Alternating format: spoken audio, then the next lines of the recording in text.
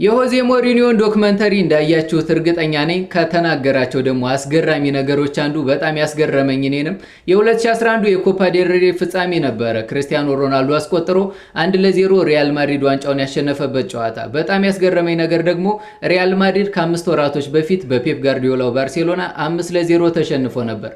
የፍጻሜ ጨዋታውን ደግሞ ለባርሴሎናዎች ከፍተኛ ግምትና ማድሪድን እንደ ተናቀ ቲም አድርገው ነበረ ሚዲያዎች ሲቆጥሩ የነበረው። በወቅቱ ሪያል ማድሪድ ተከላካዮቹ መሸጥ አለባቸው፣ አዲስ ተከላካይ መገዛት አለበት ሲባል ነበር በዛ ሽንፈት ምክንያት። ሆዜ ሞሪኒዮ ግን የፔፕ ጋርዲዮላውን ባርሴሎና የሚያሸንፍበት አንድ ታክቲክ ነበረው። እሱም ክርስቲያኖ ሮናልዶን እንደ ፕሮፐር 9 ቁጥር ማጫወት ነበር።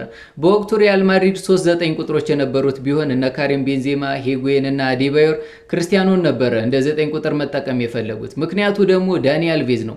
የባርሴሎናው የቀኝ መስመር ተከላካይ የነበረው ዳኒ አልቬዝ በወቅቱ በማጥቃት ረገድ ከፍተኛ ከነበሩ ተጫዋቾች መካከል አንደኛው ነበር።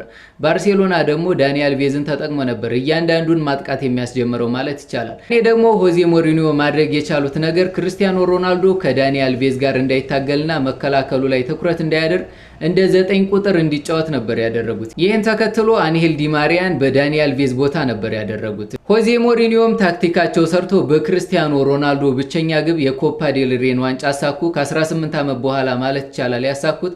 ለሆዜ ሞሪኒዮም የመጀመሪያ ዋንጫቸው ነበር። ይህ ደግሞ የእሳቸውን ምን ያክል ብልጠት ያሳያል ማለት ነው። ፔፕ ጋርዲዮላን እንደዛ አሳፍረውታል ማለት ይቻላል።